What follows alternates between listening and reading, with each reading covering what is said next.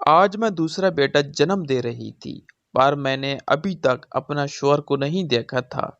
میرا شوہر رات کو سونے کے بعد کمرے میں آتا اور صبح ہونے سے پہلے چلا جاتا۔ میں ساس سے پوچھتی تو وہ کوئی جواب نہ دیتی، صرف اتنا کہتی اگر تو نے شوہر کو دیکھنے کی کوشش کی تو تیرے بیٹے مر جائیں گے۔ میں نے بھی اب پوچھنا چھوڑ دیا تھا۔ جب ایک روز ساس کے سر پر مہندی لگائی، جب رات شوہر میرے پاس آیا تو میں دنگ رہ گئی کہ اس کے سر سے مہندی کی بو آ رہی تھی، اور پھر بنا سوچے میں نے زبردستی کمرے کی لائٹ کھولی تو جان نکل گئی کہ میرے بچوں کا باپ تو میرا نام دانیہ ہے، میرا تعلق ایک گاؤں سے ہے۔ یہ گاؤں فیصل آباد کے قریب ہے۔ میرے ابا کی اسی گاؤں میں کچھ زمین تھی اور انہوں سے بہت محنت سے یہ زمین بنائی تھی۔ ابا بتاتے ہیں کہ انہوں نے جب شادی کی تھی تو ان کے سوتیلے بھائیوں نے ان کو گھر سے نکال دیا تھا۔ اس وقت میرا بھائی بہت چھوٹا سا تھا، لیکن کسی نے ان پر رحم نہیں کیا تھا کہ وہ اپنی بیوی اور بچوں کو لے کر کہاں جائیں گے۔ وہ ان کو لے کر اپنے دوست کے گھر چلے گئے تھے، لیکن کسی کے گھر بھی کتنی دیر رہ سکتے تھے۔ کچھ وقت وہاں گزارنے کے بعد ابا اماں اور بھائی کو لے کر کسی دوسرے گاؤں میں آ گئے تھے، اور بس اب ابا کو ہر وقت یہی لگا رہتا تھا کہ میں نے اپنے بچوں کے لیے بہت کچھ کرنا ہے، اور اس کے لیے انہوں نے بہت محنت بھی کی۔ ابا نے ہر چھوٹا کام بھی کیا، مزدوری بھی کی اور بہت محنت سے پیسے جمع کر کے یہ زمین بنائی تھی۔ اماں نے بھی ان حالات میں ابا کا پورا ساتھ دیا تھا۔ وہ گھر کو بھی دیکھتی تھی، ہم بچوں کو بھی سنبھالتی تھی اور سلائی کڑھائی کرتی تھی، اور اس طرح انہوں نے اپنا خون پسینہ بہا کر یہ سب کچھ بنایا تھا، اور ہم اپنی زندگی بہت اچھے سے گزارنے لگے تھے۔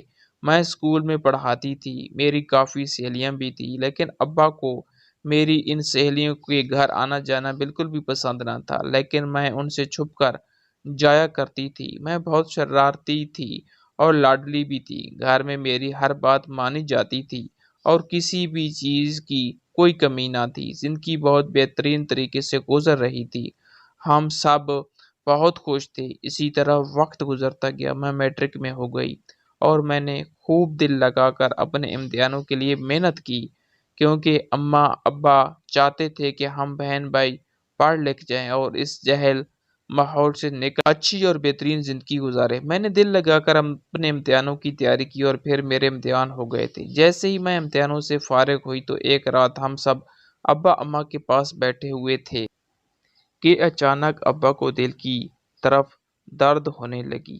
انہوں نے اماں کو بولا کہ مجھے دوائی دو۔ میں یہ دیکھ کر پریشان رہ گئی تھی۔ میں نے پوچھا کہ یہ سب کیا ہے؟ آئے ہم شہر چلے اور آپ کو ڈاکٹر کے پاس چیک کرواتے ہیں۔ اس پر اماں نے بولا کہ یہ ان کے ساتھ پہلی بار نہیں ہوا۔ جب تمہارے امتحان ہو رہے تھے تو اس دوران اسی طرح ایک دن ان کی اچانک حالت خراب ہو گئی تھی۔ ہم خود بہت پریشان ہو گئے تھے اور تمہارا بھائی ان کو جلدی سے اسپتال لے گیا۔ جب وہاں جا کر ان کا چیک اپ ہوا اور ٹیسٹ ہوئے تو معلوم ہوا کہ ان کو بہت زیادہ کسی چیز کا سٹریس ہے، جس کی وجہ سے ان کے دل پر اثر ہو رہا ہے۔ ڈاکٹر نے ان کو دوائی دی اور کہا کہ آپ زیادہ پریشان مت لیں ورنہ طبیعت مزید بگڑ سکتی ہے۔ میں یہ سب سن کر بہت روئی اور کہا کہ مجھے کسی نے کیوں نہیں بنایا؟ اگر ابا کو کچھ ہو جاتا تو میں کیا کرتی؟ میں اپنے ابا سے بہت محبت کرتی تھی۔ اماں نے کہا کہ تمہیں اس لیے نہیں بتایا کہ تمہارے امتحان ہیں اور تم ان کی وجہ سے پہلے ہی بہت زیادہ پریشان تھی۔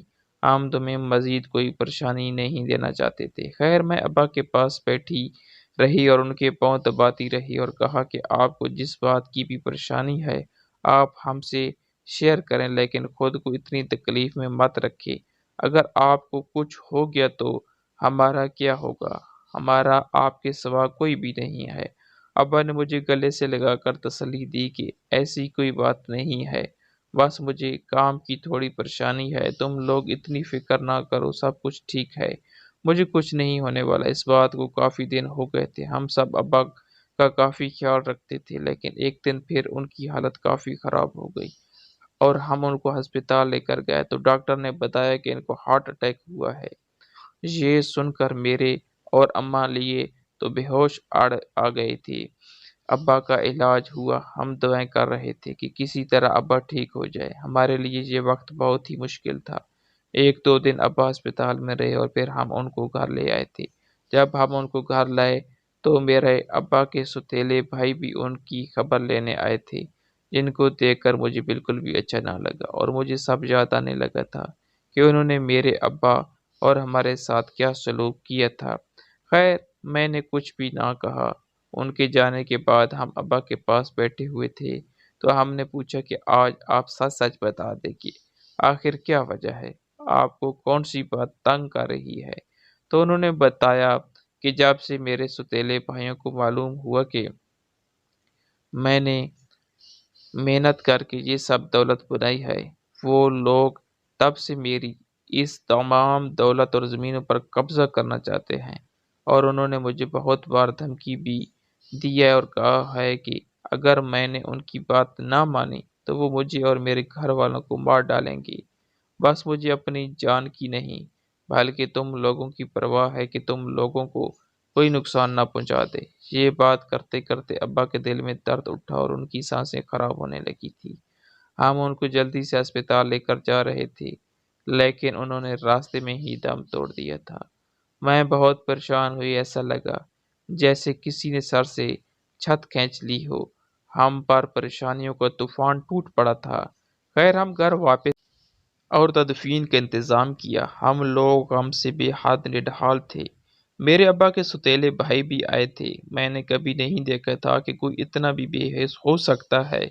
انہوں نے وہی اماں کو بلا کر کہا کہ اب سے یہ سب کچھ ہمارا ہے۔ اگر تم لوگوں نے یہاں رہنا ہے تو ہمارے مطابق رہنا ہوگا۔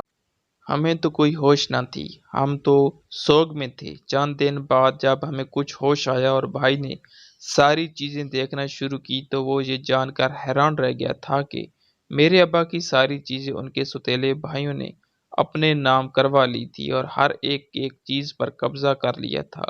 انہوں نے ہم دونوں بہن بھائی کو مزید پڑھنے بھی نہیں دیا تھا اور میرے بھائی سے مزدوروں والے کام کرواتے تھے۔ ہم لوگ بس ہر وقت تڑپتے تھے کہ یہ سب کیا ہو رہا ہے، ہمارے ساتھ کوئی اس قدر بھی گیر ہو سکتا ہے۔ ایک دن میرے سوتیلے تایا میری اماں کے پاس آئے اور انہوں نے کہا کہ ہم نے سوچا ہے کہ اب تمہاری بیٹی کی عمر ہو گئی ہے تو اس کی شادی کر دیتے ہیں، اور ہم نے اس کے لیے بہترین رشتہ ڈھونڈا ہے اور ان کو حامی بھی بھر دی ہوئی ہے۔ میری اماں نے کہا کہ اس طرح کیسے؟ مجھے اور اس کے بھائی کو بھی تو رشتہ دکھائیے، اور وہ لوگ کیا کرتے ہیں، کہاں رہتے ہیں، ہمیں کچھ بتائیے، اور پھر اگر ہماری سمجھ میں آئے گا تو ہم ہاں بولیں گے۔ اس پر تایا نے کہا کہ ہم نے جو فیصلہ کرنا تھا کر لیا ہے، ہم بے مشورہ نہیں مانگا، بس اطلاع دی ہے، اور آپ بس شادی کی تاریخ دے گئے اور تمہاری بیٹی کی رخصت کریں گے۔ انہوں نے نہ لڑکا دکھایا اور نہ ہی ان کے بارے میں کچھ بتایا تھا۔ چند روز بعد میرا نکاح تھا۔ میں بہت روئی، پریشان ہوئی، لیکن میں نے صبر سے کام لیا تھا کہ ہو سکتا ہے کہ اس طرح سے زندگی میں کوئی سکون آ جائے۔ مجھے کیا معلوم تھا کہ مصیبتوں نے ہمارے گھر کا منہ دیکھ لیا ہے اور ایک کے بعد ایک مصیبت بس ٹوٹی چلی جا رہی تھی۔ آخر وہ دن آ گیا تھا جس کا خواب ہر لڑکی بچپن سے دیکھتی ہوئی بڑی ہوتی ہے، جب میں رخصت ہو کر اس گھر سے چلی گئی تھی اور میری زندگی کا ایک نیا چیپٹر شروع ہو گیا تھا۔ نکاح کوئی رات کو ہی میرا شوہر کمرے میں دیر سے آیا اور پھر ہم نے کچھ وقت ساتھ گزارا۔ میں نے کمرے کی لائٹ آن کرنا چاہی تو انہوں نے کہا کہ لائٹ آن مت کرو، ایسے ہی ٹھیک ہے، مجھے نیند آ رہی ہے، میں نے سونا ہے۔ میں جب صبح اٹھتی تو میں نے دیکھا کہ میرے شوہر کمرے میں نہیں تھے۔ میں بیٹھ گئی تو میری ساس بیٹھی ہوئی تھی۔ میں نے ان سے پوچھا کہ وہ کہاں گئے ہیں تو انہوں نے بتایا کہ وہ کام پر چلے گئے ہیں۔ میں بہت حیران ہوئی کہ ابھی تو ہماری شادی ہوئی ہے اور وہ اس طرح سے بتائے بغیر مجھے چھوڑ کر کام پر چلے گئے تھے۔ مجھے یہ بات بالکل اچھی نہیں لگی تھی۔ میں نے اب تک ان کو نہیں دیکھا تھا۔ چند ماہ یوں ہی گزر گئے تھے۔ ایک رات وہ گھر واپس ہی نہیں آئے تھے، ویسے بھی وہ تقریباً روز گھر دیر سے آتے تھے۔ میں کافی زیادہ پریشان تھی۔ میں نے اپنی ساس سے پوچھا، انہوں نے بتایا کہ وہ تو کام کے سلسلے میں دوسرے ملک چلا گیا ہے۔ میں نے کہا کہ انہوں نے تو مجھے نہیں بتایا تھا۔ انہوں نے کہا کہ ہو سکتا ہے کہ وہ بھول گیا ہو۔ تم پریشان بالکل بھی نہ ہو، وہ کام کے سلسلے میں کمپنی کی طرف سے کسی نہ کسی ملک جاتا رہتا ہے۔ میں کافی حیران ہوئی کیونکہ مجھے کچھ سمجھ نہیں آ رہا تھا کہ آخر یہ سب کیا ہو رہا تھا۔ کچھ دن بعد جب میں کچن میں کھانا پکا رہی تھی کہ مجھے کافی گھبراہٹ ہوئی اور مجھے چکر بھی آئے۔ مجھے لگا ہو سکتا ہے مجھے کمزوری ہو گئی ہو۔ خیر میں کام کرتی رہی اور ایک دم مجھے نہیں معلوم کہ کب میں بے ہوش ہو گئی تھی۔ جب مجھے ہوش آیا تو میں ہسپتال میں تھی۔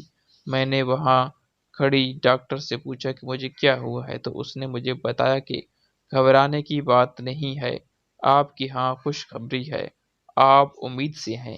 میں یہ سن کر بہت خوش ہوئی تھی۔ میرا دل تھا کہ میرا شوہر اس وقت میرے پاس ہوتا تو میں ان کو خود یہ خبر سناتی۔ جب میں نے اپنی ساس کو بولا کہ میری بات کروا دے تو ان سے تو کہنے لگی کہ میں نے فون کیا تھا اور اس کو خبر سنا دی تھی۔ وہ بہت خوش ہے، لیکن وہ کہہ رہا تھا کہ کام میں بہت مصروف ہے، خود جب فارغ ہو جائے گا تو کال کرے گا۔ میں نے کہا ٹھیک ہے۔ اسی طرح کتنے دن گزر گئے تھے اور ان کا کوئی فون نہ آیا تھا۔ میں جب بھی اپنی ساس کو فون کرنے کے لیے کہتی تھی تو وہ ٹال دیتی تھی، یہ کہہ کر کہ وہ مصروف ہے، وہ تمہیں خود کال کرے گا۔ مجھے میرے بھائی اور اماں سے بھی ملنے کی اجازت نہ تھی، اور اس طرح فکر اور پریشانی اور انتظار میں 9 ماہ گزر گئے تھے، اور اچانک ایک رات کو مجھے ہسپتال لے کر جانا پڑ گیا تھا اور میرے گھر پیارا سا بیٹا ہوا تھا۔ میں بہت خوش تھی۔ اس دن میرے شوہر نے مجھے کال کی تھی اور مجھ سے بات کی تھی۔ مجھے کافی اچھا لگا تھا۔ میں نے ان کو بتایا کہ اللہ نے ہمیں ایک چاند سا بیٹا دیا ہے، اور میں نے ان سے یہ بھی پوچھا تھا کہ انہوں نے واپس کب آنا ہے۔ انہوں نے کہا کہ وہ جلد ہی یہاں سے کام ختم کر کے آ جائے گی۔ میں گھر چلی گئی تھی۔ میری ساس میرا اور میرے بیٹے کا کافی خیال رکھتی تھی۔ رات کو بھی اکثر اس کو اپنے ساتھ سلا دیتی تھی تاکہ میں آرام کر سکوں۔ اس طرح کافی دیر گزر گئی تھی۔ میں ہر وقت اپنے بیٹے کے ساتھ وقت گزارتی تھی اور اپنے شوہر کے فون اور ان کے آنے کا انتظار کرتی رہتی تھی۔ اس طرح چند ماہ مزید گزر گئے تھے۔ ایک رات میں نے اپنے کمرے میں اپنے بیٹے کے ساتھ سو رہی تھی۔ اچانک مجھے لگا کہ کمرے کا دروازہ کھلا ہے، تو میں نے پوچھا کون ہے، کیونکہ کمرے میں کافی اندھیرا تھا۔ تو میرے شوہر نے آواز دی کہ وہ ہے۔ میں بہت خوش ہوئی۔ میں نے کمرے کی لائٹ آن کرنا چاہی، لیکن انہوں نے نہیں کرنے دی۔ یہ بات اب مجھے ہضم نہیں ہو رہی تھی کہ آخر ایسی بھی کیا بات ہے کہ ابھی تک میں نے اپنے شوہر کا منہ نہیں دیکھا تھا، اور ہر دفعہ وہ مجھے منع کر دیتے تھے۔ میں جب صبح اٹھتی تو وہ میرے جاگنے سے پہلے جا چکے تھے۔ میں اس سب کافی زیادہ پریشان تھی۔ میری ساس نے بھی مجھ سے پوچھا کہ آج تم بہت پریشان ہو، اب تو میرا بیٹا بھی واپس آ گیا ہے۔ میں نے ان کو بتایا کہ آج تک انہوں نے مجھے اپنا چہرہ نہیں دکھایا، آخر کیا وجہ ہے، مجھے بھی تو معلوم ہو۔ تو میری ساس نے کہا کہ ہم نے یہ سب پہلے ہی تمہارے تایا کو بتا دیا تھا، انہوں نے کہا تھا کہ کوئی مسئلہ نہیں، ہمیں لگا کہ شاید تمہیں معلوم ہوگا۔ میں نے کہا کہ نہیں، مجھے تو کچھ بھی معلوم نہیں ہے۔ انہوں نے کہا کہ اس کو جب یہ چھوٹا سا تھا تو ایک جگہ سے ہم لوگ جا رہے تھے، کافی اندھیرا تھا اور جنگل تھا، وہاں سے ایک عورت آئی، اس نے مجھے بولا کہ جب تم اس کی شادی کرو گی تو اس کا چہرہ اس کی بیوی کو مت دیکھنے دینا، ورنہ اس کی موت ہو جائے گی، اس لیے وہ تمہیں اپنا چہرہ نہیں دکھا سکتا، اور اب تم بھی آئندہ احتیاط کرنا ورنہ اس کی جان کو خطرہ ہو جائے گا۔ میں ان کی بات حیرانی سے سن رہی تھی کہ ایسا بھی ہو سکتا ہے۔ میں نے ان کو تسلی تو دی تھی کہ میں اب ایسا کچھ نہیں کروں گی، لیکن مجھے اس بات پر یقین نہیں ہو اور مجھے لگا کہ معاملہ کچھ اور ہی ہے۔ خیر ابھی کچھ دیر گزری تھی، میرا پہلا بیٹا سال کا ہو گیا، اور اب میں پھر امید سے تھی، لیکن میں ہر وقت پریشان رہتی تھی، جس کی وجہ سے ڈاکٹر نے مجھے آرام کرنے کے لیے بولا ہوا تھا۔ اس طرح وقت گزر گیا اور میرے گھر دوسرا بیٹا ہوا تھا۔ میں اس طرح خوش نہ تھی جس طرح مجھے خوش ہونا چاہیے تھا، لیکن میں پھر سے سب کچھ بھول بھال کر اپنے بچوں میں لگ گئی تھی، اور اس طرح انہوں کے ساتھ اپنے وقت گزارتی اور ان کی خوشی میں خوش ہوتی اور پورا دن ان کے ساتھ ہی گزارتی تھی۔ میں نے سوچ لیا تھا کہ میں اب اپنے شوہر سے کوئی سوال نہیں کروں گی اور نہ ہی ان سے کچھ پوچھوں گی اور بس اپنے بچوں کے ساتھ ہی اپنی زندگی گزاروں گی۔ ایک دن اس طرح میں گھر کے کام کاج کر رہی تھی اور میں نے کھانا بنایا اور سوچا کہ اپنے سر میں تیل لگا لیتی ہوں۔ میں نے اپنے بالوں میں تیل لگایا تو میری ساس بھی وہاں آئی تھی اور مجھے کہنے لگی کہ اگر تم مصروف نہیں ہو تو میرے بالوں میں کیا تم مہندی لگا دو گی؟ میں نے کہا میں لگا دیتی ہوں۔ میں ان کے لیے مہندی بنا کر لائی، ان کے بالوں میں مہندی لگانے لگی۔ میں نے کہا کہ آپ کے بال تو کافی عجیب سے ہو رہے ہیں، تو انہوں نے کہا کہ ہاں اب میں ان کی زیادہ گیر نہیں کرتی اس لیے ایسے ہو رہے ہیں۔ خیر میں نے ان کے بالوں میں مہندی لگا دی تھی اور میں اپنے کاموں سے فارغ ہو کر کھانا پکا کر اپنے کیے میں چلی گئی تھی۔ میں اپنے شوہر کے لیے کھانا رکھ دیتی جب وہ آئے تھے اور برتن کی آواز سے مجھے معلوم ہو جاتا تھا کہ وہ کھانا کھا رہے ہیں۔ اس دن جب وہ کھانا کھا کر کمرے میں آئے اور جب وہ بستر پر میرے پاس آئے تو مجھے ان کے بالوں سے مہندی کی خوشبو آئی تو میں حیران رہ گئی تھی۔ مجھے سمجھ نہ آئی کہ آخر میں کیا کروں، تو میں نے فوراً سے کمرے کی لائٹ آن کی تھی تو میں یہ دیکھ کر حیران رہ گئی تھی۔ میری تو جیسے جان نکل گئی ہو کہ وہ تو میرا شوہر نہیں، میری ساس تھی۔ مجھے یقین نہیں آ رہا تھا کہ یہ کیا معاملہ ہے۔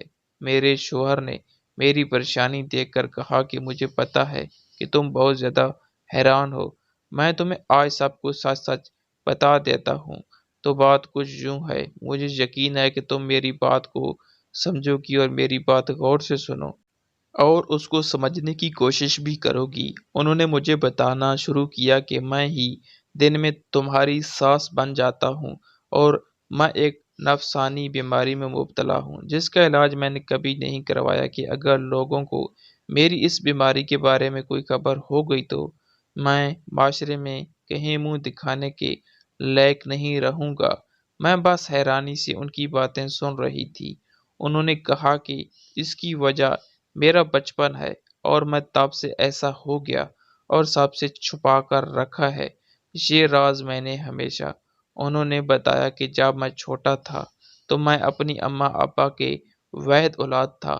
میری اماں ابا مجھ سے بہت محبت کرتے تھے۔ ہم ایک بہت خوبصورت زندگی گزار رہے تھے۔ میرے ابا ایک سرکاری ملازم تھے اور وہ کبھی رشوت نہیں لیتے تھے اور بے ایمانی نہیں کرتے تھے۔ بس ان کی اسی اچھائی نے ان کے ساتھ بہت برا کیا تھا۔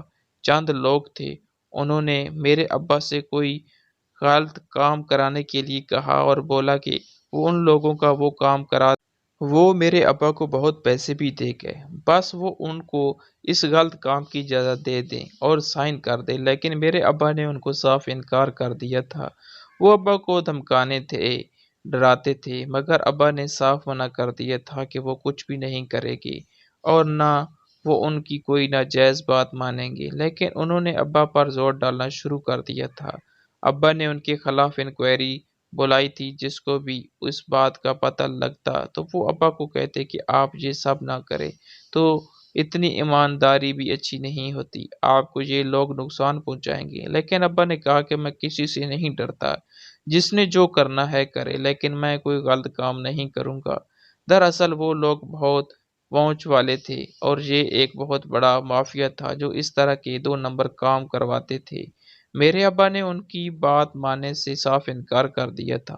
ایک رات ہم اپنے گھر میں تھے اور کھانا کھا کر اپنے اپنے کمروں میں سونے کے لیے چلے گئے تھے کہ اچانک سے کھڑکی ٹوٹنے کی آواز آئی۔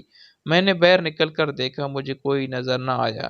پھر اچانک بہت سے لوگ گھر میں داخل ہو گئے تھے اور انہوں نے گھر کے دروازے اور کھڑکیاں توڑ دی تھی۔ اماں ابا بھی وہاں تھے۔ انہوں نے ابا کو دھمکایا کہ وہ ان کا ساتھ دے، لیکن ابا نے منع کر دیا۔ اس پر انہوں نے کہا کہ اب وہ تمہیں اور تمہارے گھر والوں کو نہیں چھوڑیں گے۔ انہوں نے بے دردی کے ساتھ میرے ابا کو مارنا پیٹنا شروع کیا۔ میں نے ان کو بچانا چاہا تو انہوں نے مجھے بھی پکڑ لی اور مارنا شروع کر دیا تھا۔ انہوں نے اماں کو پکڑ لی اور میرے سامنے میری ماں کے ساتھ زیادتی کی اور میں چیختا چلاتا رہا گیا۔ میں ہوش میں نہیں تھا۔ انہوں نے میرے دماغ پر وار کیے تھے انہوں نے میرے سامنے میری ابا کو مار ڈالا تھا اور میں کچھ بھی نہ کر سکا تھا۔ میں اپنے ابا سے محبت کرتا تھا لیکن میری جان شروع سے میری ماں میں تھی۔ ان کے ساتھ جو کچھ میری آنکھوں کے سامنے ہوا تھا میں وہ برداشت نہ کر سکا تھا۔ میرے اماں ابا کی جان چلی گئی تھی اور میں بچ گیا تھا۔ مجھے آس پاس کے لوگ ہسپتال لے کر گئے۔ میرا کافی علاج ہوا۔ میں کافی دیر تک وہاں رہا۔ میرے ذہن پر اثر ہو گیا تھا اور تب سے اب تک میں اپنی ماں کو بہت یاد کرتا ہوں، اس لیے میں دن ہوتے ہی رات بن جاتا ہوں۔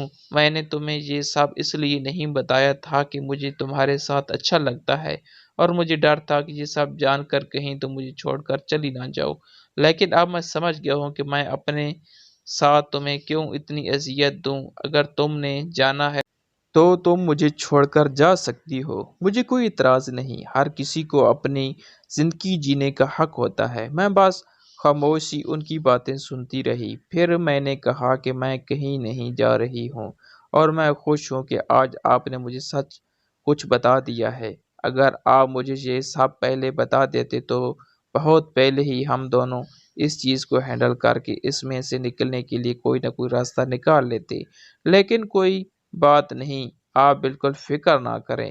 میں اب آپ کے ساتھ ہوں اور میں آپ کا علاج کروا کر رہوں گی اور اس کے لیے بے شک ہمیں کہیں بھی جانا پڑے، کچھ بھی کرنا پڑے، کر کے ہی رہوں گی۔ میں نے ریسرچ شروع کر دی تھی کہ دنیا میں اس بیماری سے کیسے ڈیل کیا جاتا ہے اور ان کے ساتھ کس طرح سے پیش آیا جاتا ہے۔